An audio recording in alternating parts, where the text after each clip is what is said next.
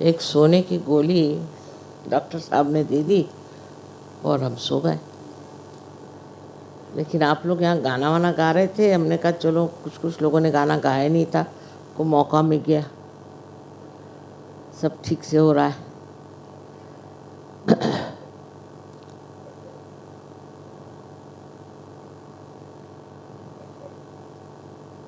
लेकिन जब सब दुनिया सोती है तब एक सहयोगी जागता है, और जब सब दुनिया जागती है तो सहयोगी सोता है। इसका मतलब ये होता है कि जिन चीज़ों की तरफ सहयोगियों का रुख है उस तरफ और लोगों का रुख नहीं, उनका रुख और चीज़ों में। किसी न किसी तरह से वो सत्य से विमुख है। माने किसी को पैसे का चक्कर, किसी को सत्ता का चक्कर, न जाने कैसे कैसे चक्कर में इंसान घूमता रहता है और भूला भटका सत्य से परे उसकी और उसकी नज़र नहीं रहती।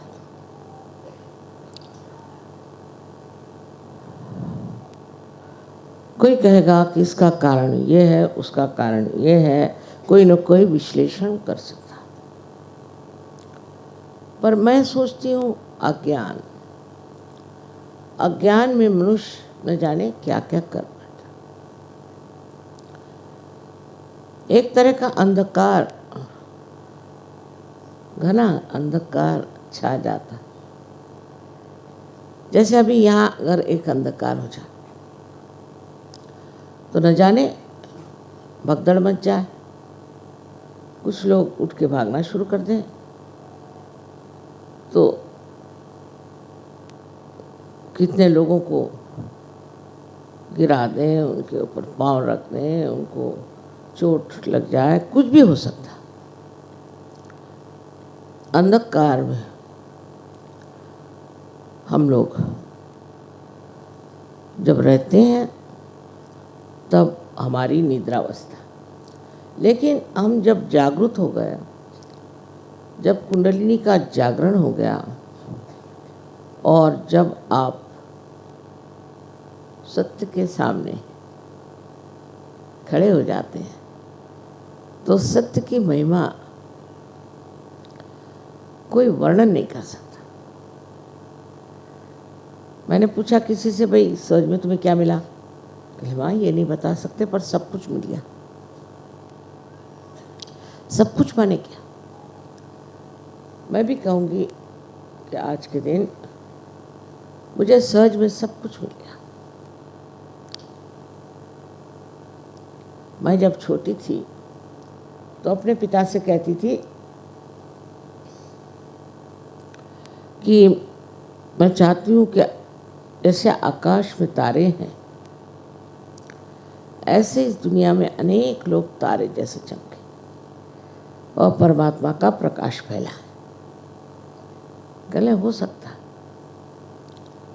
तुम सामूहिक चेतना जागृत करने की व्यवस्था करो और कुछ भाषण मत दो, कुछ लिखो नहीं तो दूसरा बाइबल तैयार हो जाएगा, कुरान तैयार हो जाएगा और एक झगड़े की चीज़ शुरू हो जाए।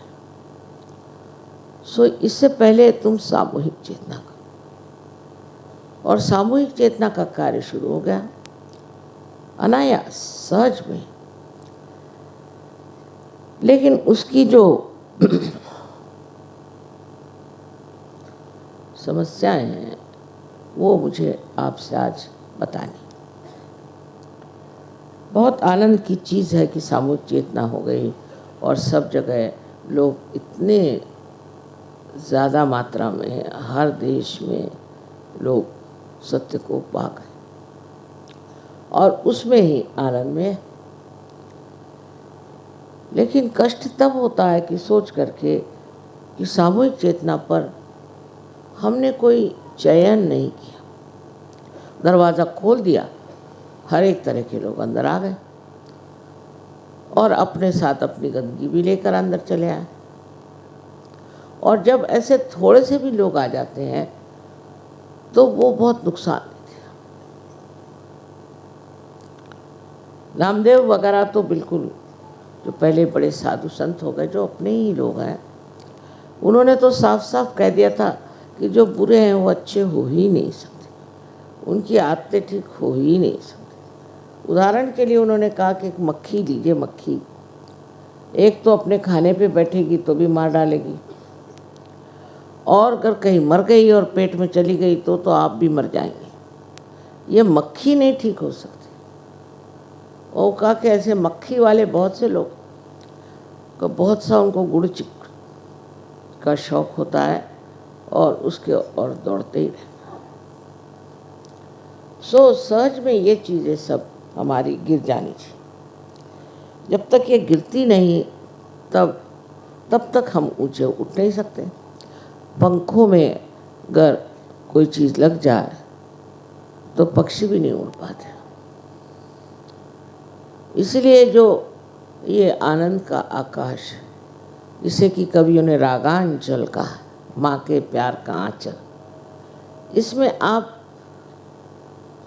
एक पक्षी की तरह उड़ नहीं सकते, क्योंकि आपके पंखों में भी कुछ न कुछ अभी लगा हुआ। आज का दिन शुभ दिन है और बहुत लोग सोचते हैं कि बहुत बड़ा दिन है और इस दिन कोई विशेष कार्य हुआ, ऐसे लोगों ने कहा हुआ। लेकिन आज के दिन एक विशेष कार्य आप लोगों को करना हो। इतने सारे आपने गुब्बारे लगा रखे हैं, उससे इंसान खुश हो जाता है, देखता है कि देखो रबर में भी कितनी शक्ति है कि वो हमें सुख और आनंद दे सकती, और वो भी एक बड़ी सौंदर्यपूर्ण वस्तु बन सकता है। फिर हम तो मनुष्य, और मनुष्य में हम आज सजोगी पहुँचे हुए लोग हैं। सो इन लोगों की एक स्थिति आने के लिए क्या करना चाहिए? अभी मेरा एक अनुभव हुआ जो मैं आपको एक कथा के रूप में बताती हूँ, इससे मुझे बड़ा दुख हुआ। मैं इसलिए ये सब हिंदी में बोल रही हूँ क्योंकि ये ज़्यादातर दोष हिंदुस्तानियों में है, अंग्रेज़ों में इतना नहीं, परदेश में इतना नहीं, उन लोग को इसकी अकल भी इतनी कम है। हमारे देश में पहले ये भारत माता हमारी पूरी संपूर्ण, इसमें अनेक तरह के देश समाये हुए। आप जानते हैं इसमें बर्मा था, सिलोन था, पाकिस्तान, बांग्लादेश आदि अनेक देश इसमें समाये हुए। ये हमारी माँ भारत माता, पर इसको लोगों ने काट पीट लिया। किस लिए काटा पीटा? वो ऐसी बात हो जाती कि जैसे कोई लोग इस देश में ऐसे हो गए जिन्होंने सोचा कि ये हमारे देश के लीडर हो गए, ये बड़े आदमी हो गए, तो हम क्यों ना कुछ ऐसा करें कि हम भी बड़े हो जाएं। ये अगर प्राइम मिनिस्टर हो सकते तो हम भी प्राइम मिनिस्टर। ईर्ष्या पहली चीज, ईर्ष्या हो गई कि हमारा भी अगर हम एक देश हो जाए, हम अगर विभाजन कर लें तो उतना हिस्सा हमको मिल जाएगा, उसके हम राजपाट करें। जैसे बहुत सी बड़ी बड़ी फैमिलीज में ऐसा होता है कि लोग चाहते हैं हमारा अलग घर हो, हम अलग से रहें, हमारे बीवी बच्चे हों, हम वहीं रहें और से किसी से मतलब न रखें। तो विभाजन करने की एक प्रवृत्ति मनुष्य में है, और उसी के कारण समझ लीजिए आप बांग्लादेश बना तो मैं अभिभूत हो गई कि लोगों ने इतने से बांग्लादेश को मांगा। और इसलिए कि कुछ लोग चाहते थे कि हमारा राज हो।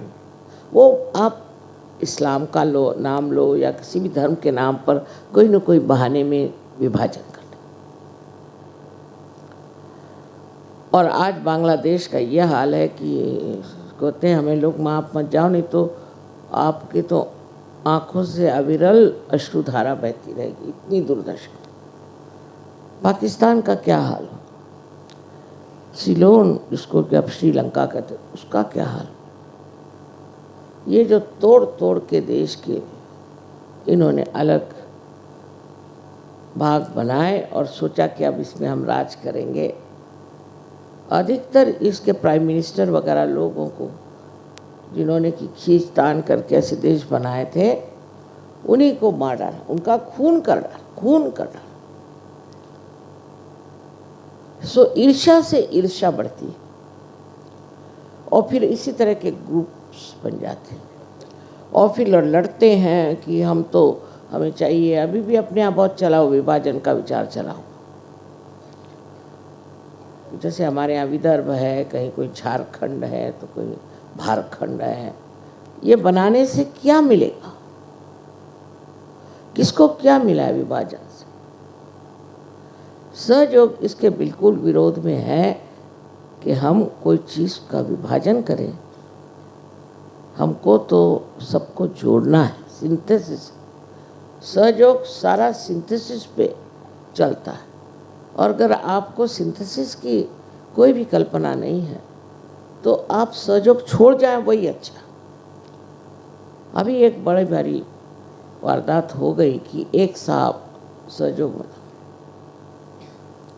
वो सबके भूत निकालते थे। मैंने कहा बंद करिए, भूत आपको पकड़ेंगे। पर उनको शौक हो गया। हो सकता है लोग उनको पैसा देते हों, चाहे कुछ बड़ा भारी आदमी कहते हो जो भी, तो उन्होंने अपना एक अलग ग्रुप निकाल लिया। सहयोग के भी कुछ ऐसे लोग थे, वो भी अलग हो गए, एक अलग ग्रुप बना करके और उन्होंने अपनी एक अलग से संस्था निकाली। हाँ, मेरे बारे में उनको कहते शंका नहीं थी, लेकिन और लोग जो हैं और लीडर जो हैं वो किसी काम के नहीं। कुछ उस पर दोष, कुछ उस पर दोष, सबके दोष निकाल करके और उनका कि हम बड़े शुद्ध आचरण के लीडर हैं और हम माँ के भक्त। उससे बगैर पूछे, मुझसे इजाज़त लिए बगैर, मुझसे कोई कहे बगैर उन्होंने अपना एक बड़ा ग्रुप बना लिया। मेरे फ़ोटो खूब दिखाई दुनिया भर में, पता नहीं क्या क्या धंधे। मुझे तो पता ही नहीं कि क्या हो रहा था, कि क्या ये धंधे।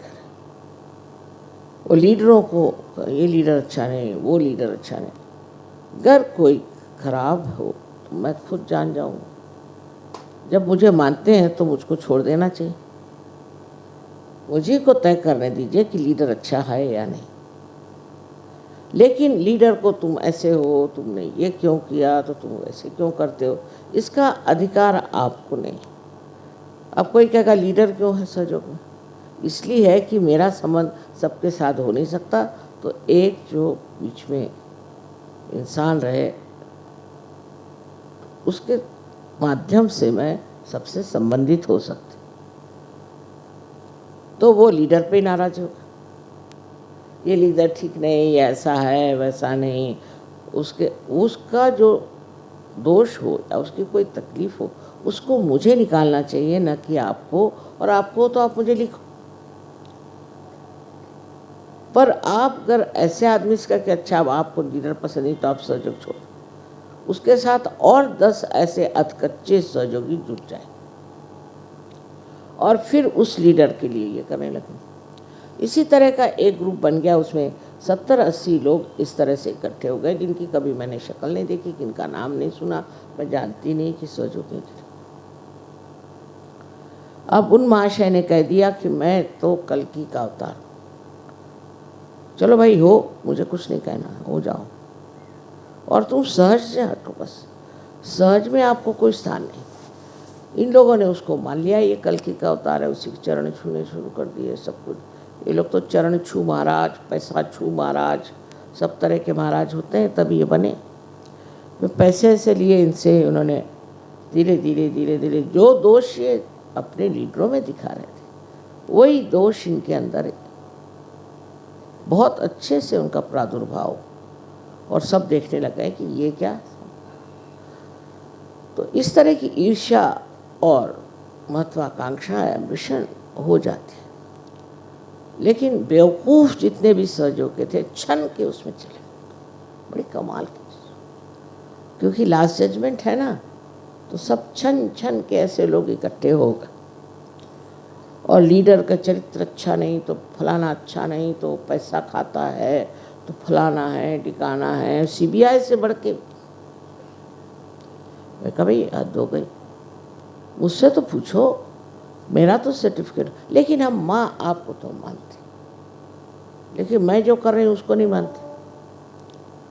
करते करते ये बेवकूफ़ लोग गणपतिपुरे पहुँचे, वहाँ इन्होंने मेरे ऊपर पत्थर फेंके उल्टे, क्योंकि जब दुर्बुद्धि हो जाती, जब बुद्धि भ्रष्ट हो जाए तो आपको होश ही नहीं रहता, आप बोल क्या रहे, कर क्या रहे, जैसे शराबी आदमी हो जाता है उस तरह की हालत। और वहाँ पर उन्होंने हंगामा मचा दिया। प्रोग्राम में आ गए, मैंने देखा इतने खराब उनके वाइब्रेशंस। मैंने कहा बाप रे बाप, ये सहयोग में बैठने वाले अपने वाइब्रेशंस ठीक करने की जगह वो दूसरों के वाइब्रेशंस ठीक कर। तो ऐसे जो सहज में लोग हैं उनको सहज छोड़ ही देना चाहिए, क्योंकि सहज वो है। लेकिन अगर एकाध माई का लाल खड़ा हो गया तो उसकी दुम पकड़ के बहुत से लोग सोचते हैं कि वो स्वर्ग में चले जाएंगे। वैसे नहीं। सहज एक सामूहिक कार्य, एक सामूहिक संस्था। इसमें किसी का नाक उधर तो आँख उधर तो किसी के हाथ उधर, ये चलने ही नहीं वाला, क्योंकि चैतन्य को ये बात पसंद नहीं।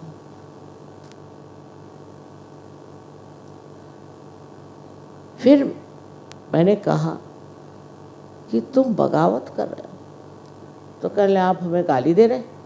मैंने कहा नहीं, मैं आपका वर्णन कर रही हूँ कि आप चैतन्य से बगावत मत करो। इसीलिए वहाँ भूकंप आ गया। और अब आगे क्या होगा, एक माँ की दृष्टि से मैंने कहा भाई देखो, सत्य और परमात्मा जो है वो कोई तुमको स्पेयर नहीं करेंगे। मैं तो माँ हूँ, मेरी बात दूसरी, वो तुमको नहीं छोड़ेंगे। तुम मेहरबानी करके सब धंधे छोड़ो, लेकिन लागी ना है छूटे हुए हालत हो।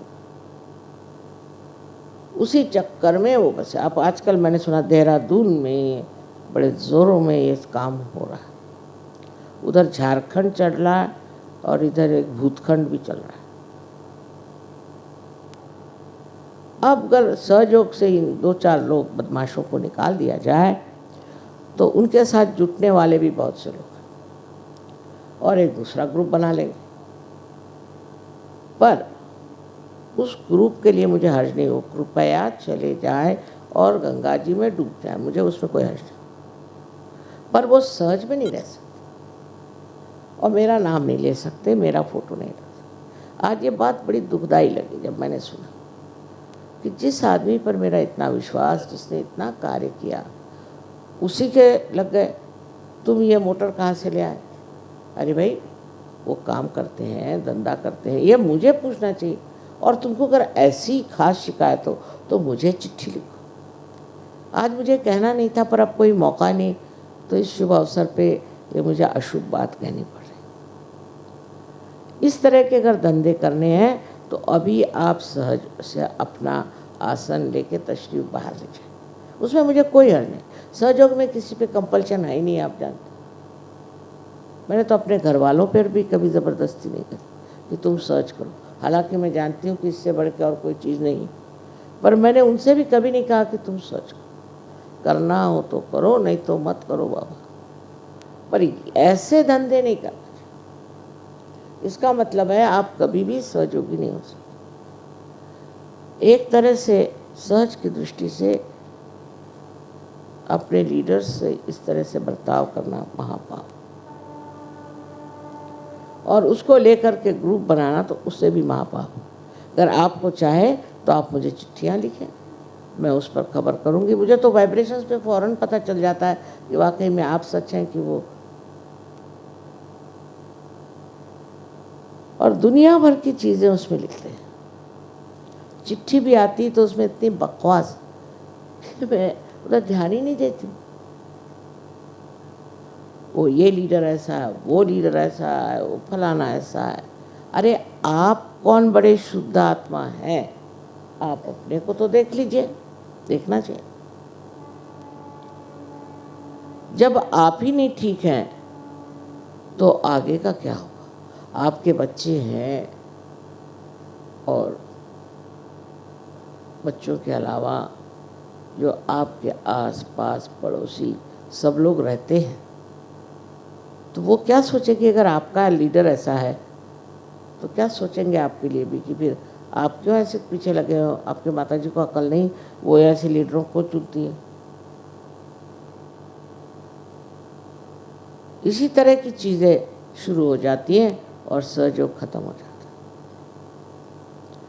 अभी तक तो कहीं इस तरह से ख़त्म नहीं हुआ।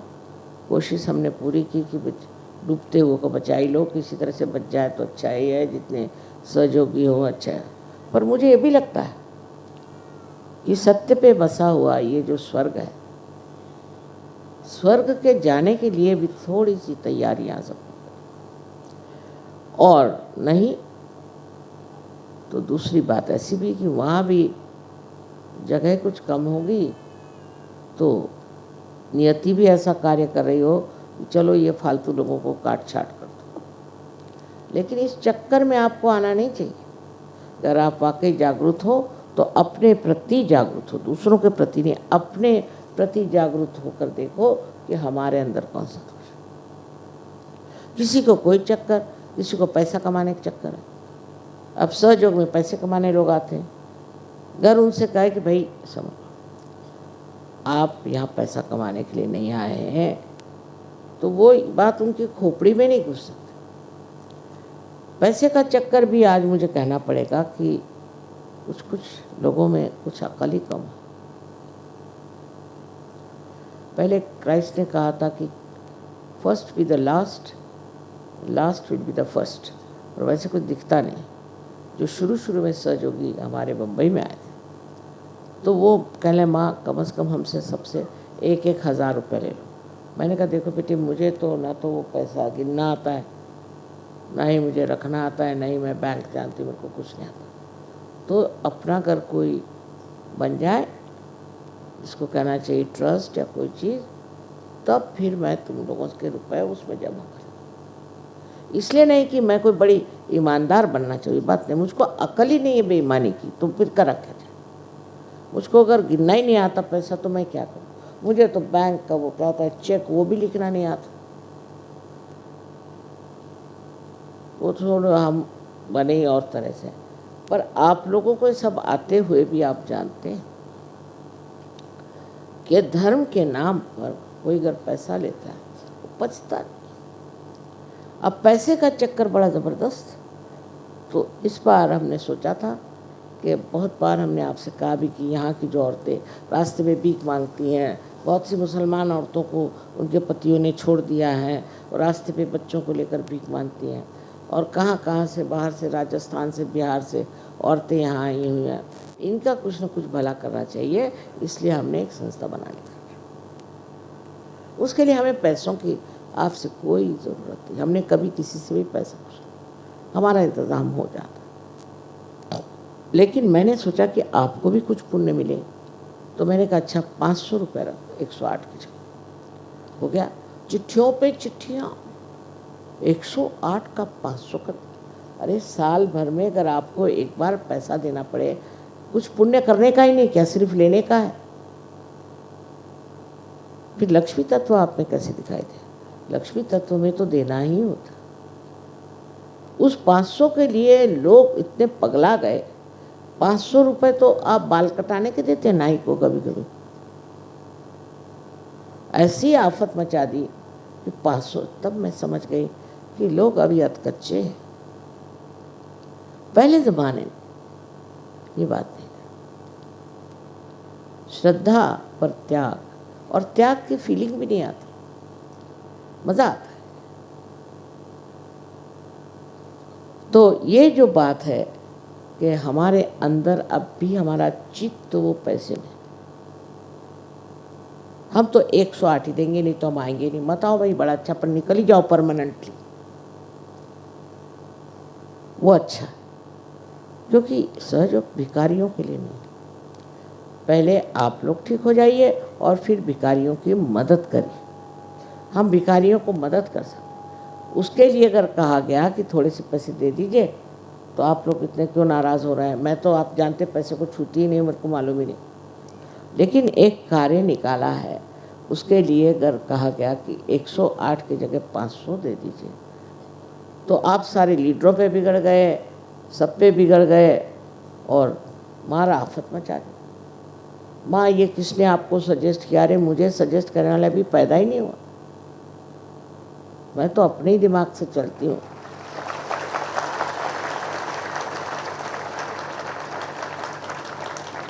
ये समझ लेना चाहिए। ऊपर से मैं लगती हूँ भोली भाली, लेकिन अंदर से बहुत चंट हूँ। इसलिए मुझे बेवकूफ़ बनाने की कोशिश नहीं करनी चाहिए।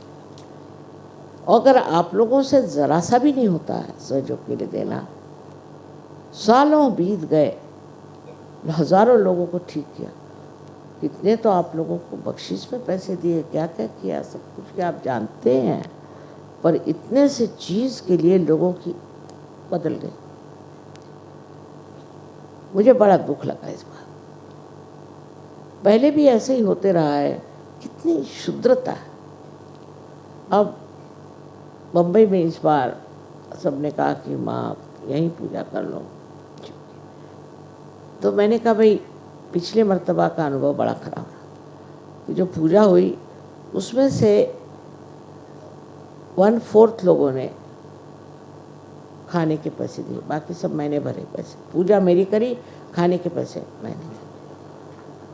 मुंबई के लोग तो खास है, हमारे महाराष्ट्र के तो ऐसे कंजूस लोग हैं, वो ब्राह्मणों को देंगे, सिद्धि विनायक को देंगे, पर यहाँ मुफ्त में खाने को आ गए। 104 और 1/4 लोगों ने खाने का दिया और वो 1/3 लोगों ने पूजा का दिया।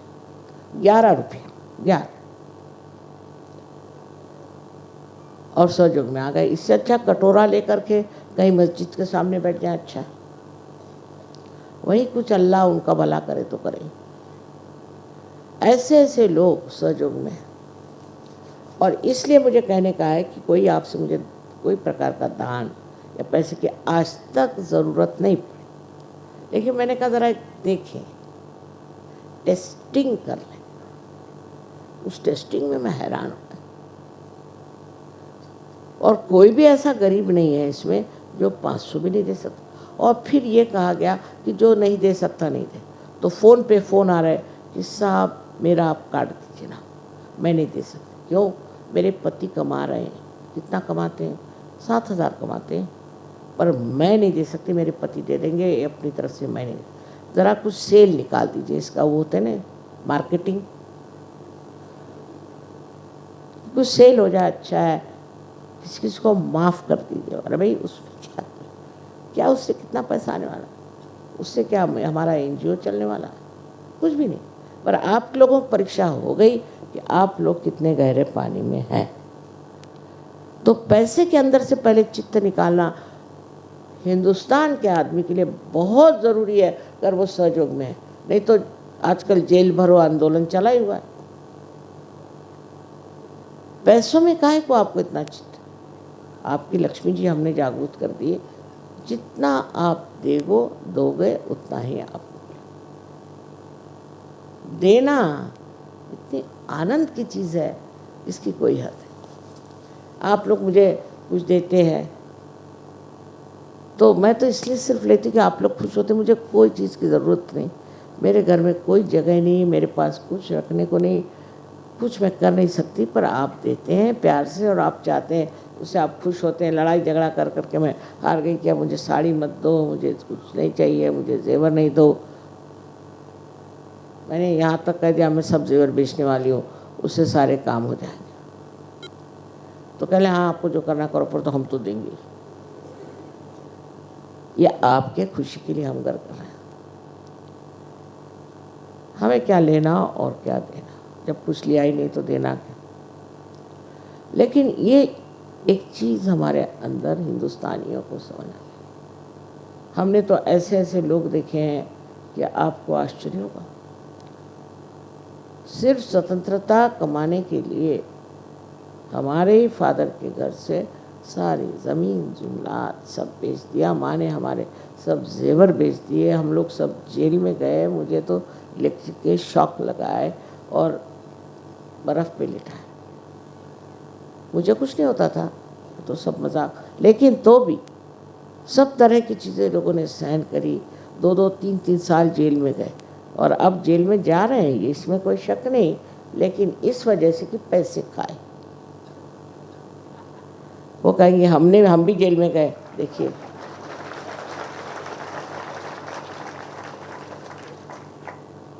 जो लोगों ने सहयोग में बहुत बदतमीजी करी है उनका हम छुटकारा करने वाले हैं, पक्की बात। और खबरदार, अगर किसी भी लीडर के खिलाफ किसी ने भी अगर आवाज़ उठाई है तो उसको हम सहयोग से छुट्टी करा,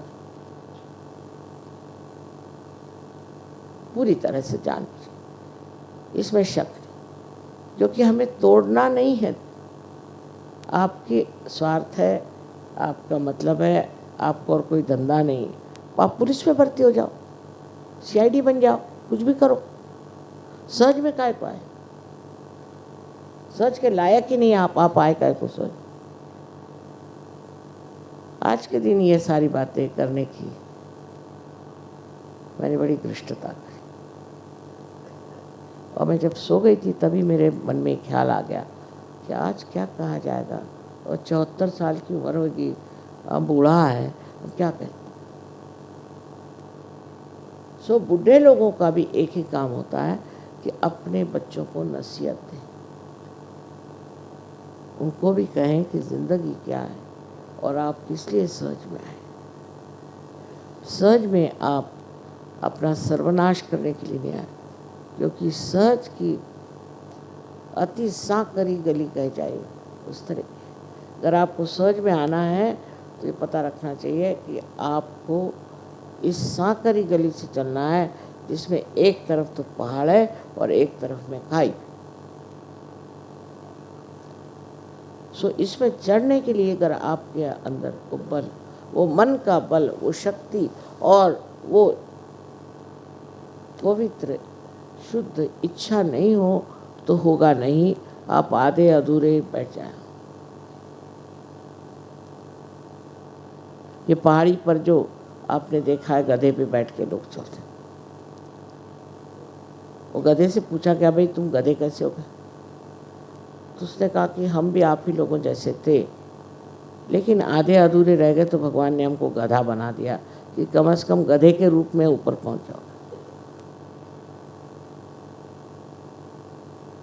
ये सब कथाएं आपने सुनी है, पढ़ी है, हमारे देश में तो इसका भंडारा, इसके वाङ्मय का भंडारा, इतनी कथाएं हो गई, वो ज़्यादातर हमारे लिए एक उपदेश के लिए, समझाने के लिए कि गलत रास्ते में चलने से क्या होता है। दुनिया भर की कथाएं हुई और उसमें की जो कथा हमें कुछ न कुछ सबक देती है वही कथा असली।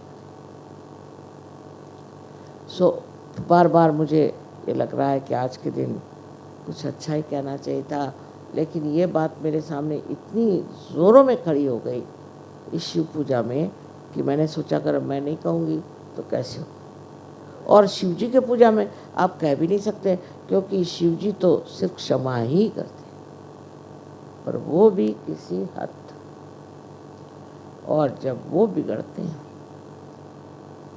तो आप जानते हैं वो क्या करते हैं।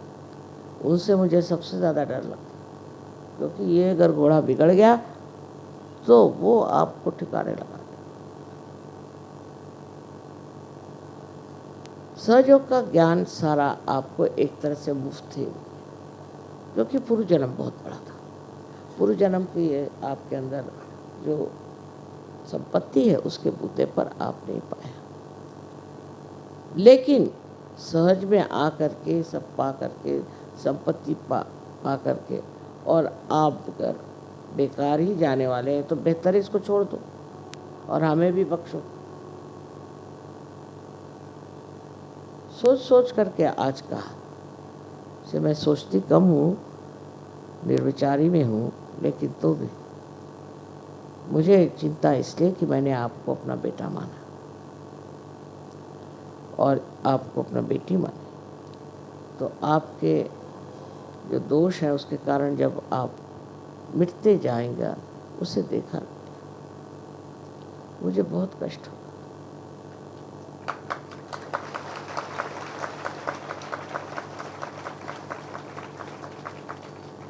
सहयोग में सब है, आनंद, शांति है। आपके प्रश्न चुटकी जैसे ऐसे ठीक हो जाते हैं। आप लोग जानते हैं, आपको अनुभव है, मुझे कोई खास करके बताने की जरूरत है। That was for Indians, not for you people. And I have to tell you thank you very much for this celebration, for all these beautiful balloons. But looking at these balloons, we have to also see some of them who have lost their air completely. This is another problem we face in the West. Because to have ego itself, according to the Western culture, is a very great achievement. And when we start living with our ego, I know how one looks like. He really looks like a stupid fellow. When he talks, when he describes himself, you don't know where to look because you just feel like laughing at his stupidity. Ego is the outcome of stupidity.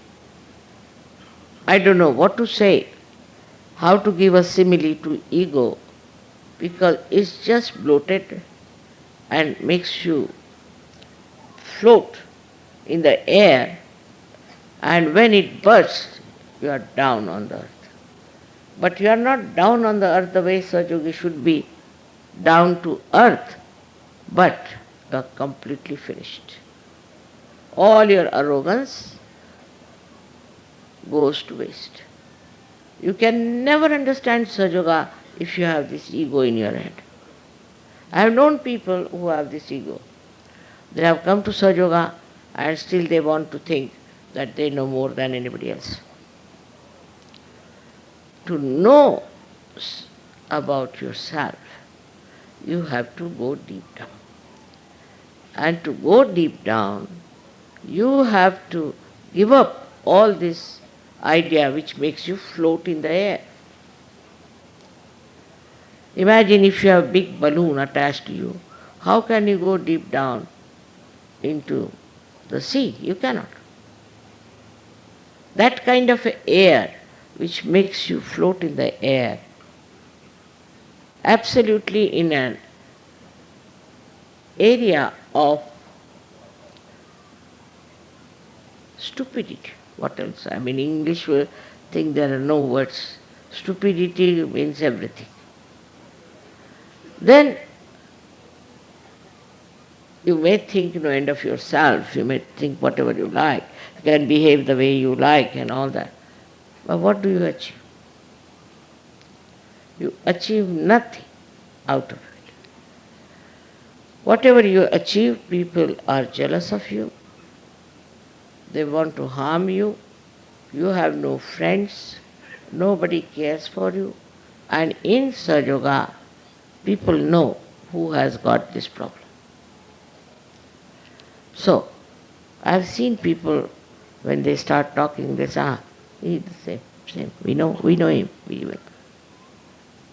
Once I had an experience in long time back in Pune, where the people who were owning that Vada said that we cannot have Sri Mataji's program because she is not a Brahmin. So the Sahaja said, all right, we'll give it in the newspaper because she is not a Brahmin, we cannot have a program. So these people came to my program. And the owner of that was sitting on the gallery on top. He couldn't even walk. He was suffering from some sort of a funny disease. So these people suddenly start. I didn't know. They didn't tell me anything. They didn't tell me that these people have protested or whatever it is. So they all started shaking like this, like this, like this, like this. Oh, I said, what is this? So I said, what is it? He said, Mother, stop it. We know you are Shakti, but stop it. It's too much, too much. But what did you do? They said, we didn't do anything. We just said, this is a Brahmin's thing and a Brahmin's vada, and this area is mostly resided by Brahmins. So we thought that you cannot have your program. I said, really, that's all? Yes, yes, that's all. But they say, see on the other side, see those people, they are also shaking with your power. So I asked them, who are you? Are you also Brahmins? They said, no, no. We are certified mad people from Thana. And how are you here? He said, there was one fellow was mad, was cured by. Really? So our superintendent is here, he has brought us here. We are certified mad. Certified. My goodness. These people looked at me. I said, see now, you tally. You are shaking and they are shaking now, you tally. Where are you? They got quite nervous. And they all became Sahajogis. Not only that, but the gentleman sitting upstairs, I told him, you get up and come down. He came, and since that day he surrendered his life and did a lot of work in Pune. So what I'm saying, that anybody who talks like that this is wrong in Sahaja Yoga, this should not happen, we should not have paid so much, or this leader is not good, should take a paper, thin paper on his hand and put it before the photograph. If you can stop the shaking, then you are well. All of you can try this.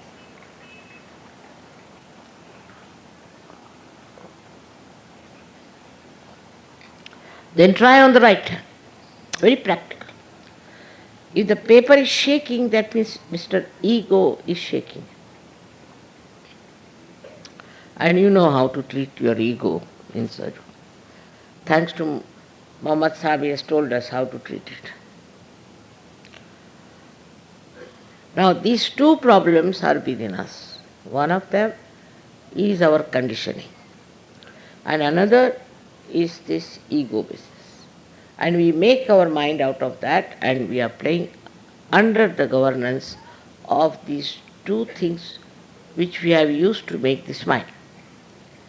Now you have to be careful. You find out with left hand. Now let's see.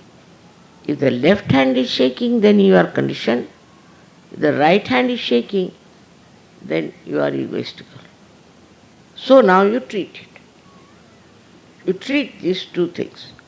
Before me you will get vibrations all right, because you see I am your mother, all right.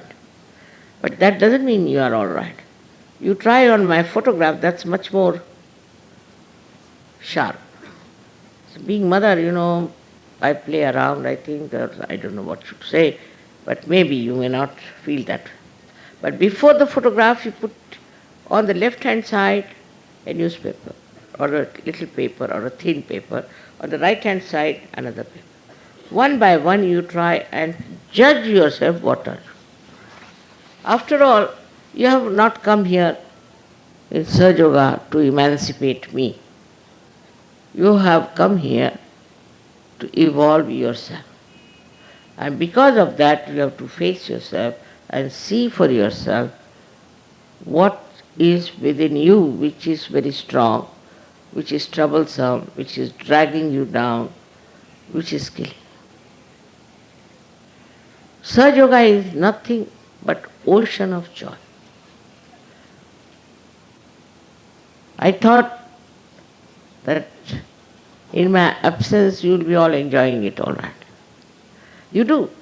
Airport I've seen sometimes I'm late because of the plane for 4 hours, 5 hours, and everybody's so fresh and so nice. And in the morning I said, what's happened? The whole night we have been enjoying Madras.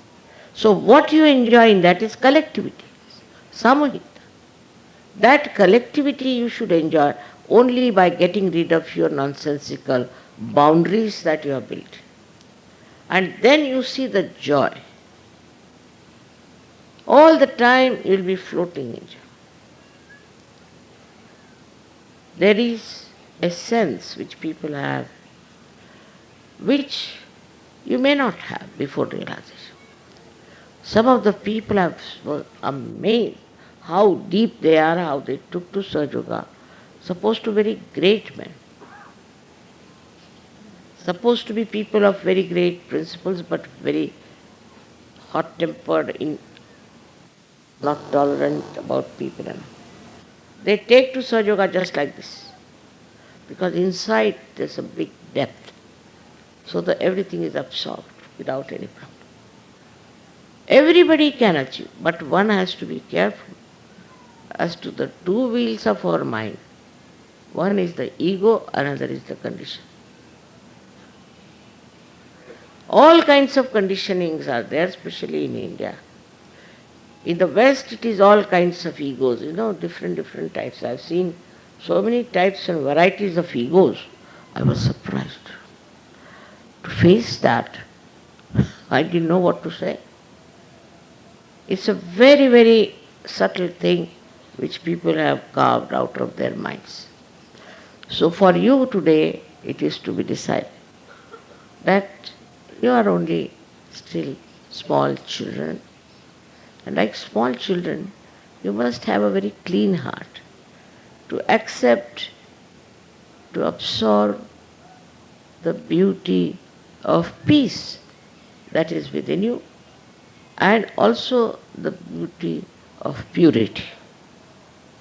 Without purity, you cannot enjoy anything.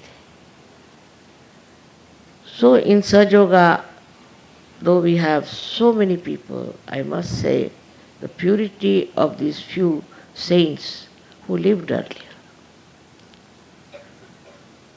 we have to yet achieve. For example, yesterday they were singing about Ali. I was so very happy because he was an incarnation. And his purity people are singing now, not at that time. He was killed at that time. He was tortured. That always they do. Then we have many others. We have here Dum Dum Sahib. See, what a great thing to come to. We have here Nizamuddin Auliya. We have so many people in our country itself that nobody, no other country can claim.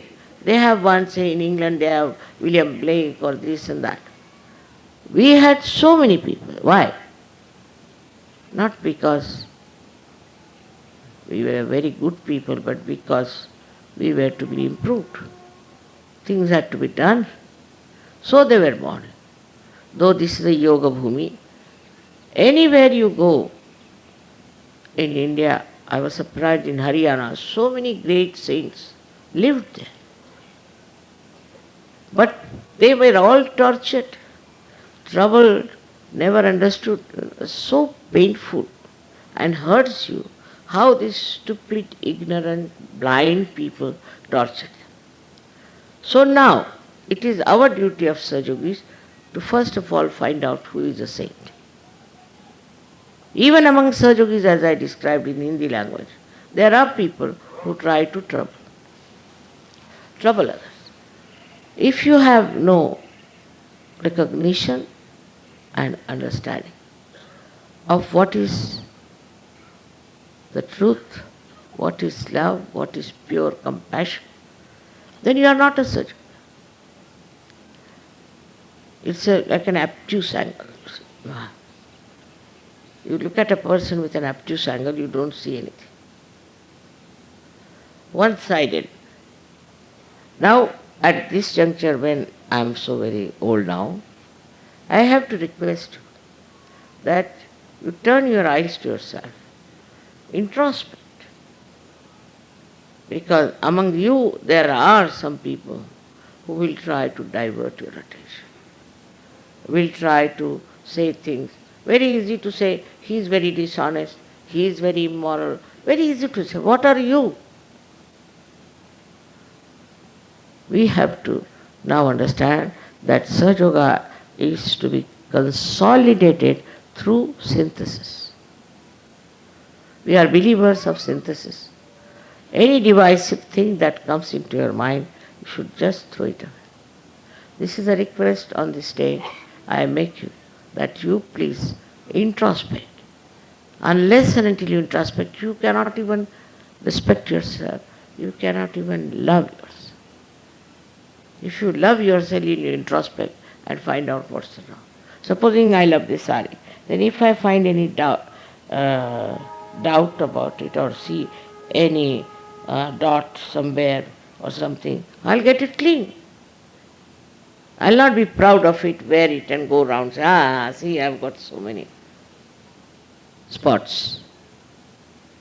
In the same way, you should be not proud of whatever such temperaments you have within yourself. And don't talk like that. Christ has called them murmuring souls. He said, beware of the murmuring souls. I would say, throw away all the murmuring souls. That's the only way. In India, they say Bakwasi. Their name is Bakwasi.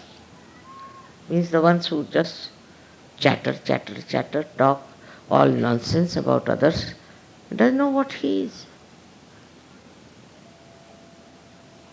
It is much more in India, I must confess. I'm sorry though I'm an Indian. It's a habit of talking ill of others, sitting down, just chit-chatting. They will not talk of Sahaja Yoga. How many people know Sahaja Yoga in the proper way? I mean, if I have to give degrees, what degrees I should give to you? Tell me. You don't know even about your vibration. Of course you are Sahaja Yogi because you have fallen into this trap of achieving evolution. But how many are really grown up into it? You can. So I have to again and again tell you, to make me happy, you have to give up all these nonsensical, cheapish talks, but try to understand from each other what we know of Sahaja Yoga. Discuss it and contribute to this knowledge by describing your experiences of Sahaja Yoga. There are many who do it. I am not saying they don't do. But even just one bad fellow, he can spoil all of them. Like one bad apple can spoil all the apples. So what do we do? Throw away the apple out of the basket. It is important. See, even I feel all this standing like a witness to you. Silent witness. When I see big mountains, and I think they are like great saints who are watching and they are trying to record what is happening in this world, because they also understand, they also know. I have to again and again tell you that today is the day to see your own self, your own chakras, your own, I should say, defects.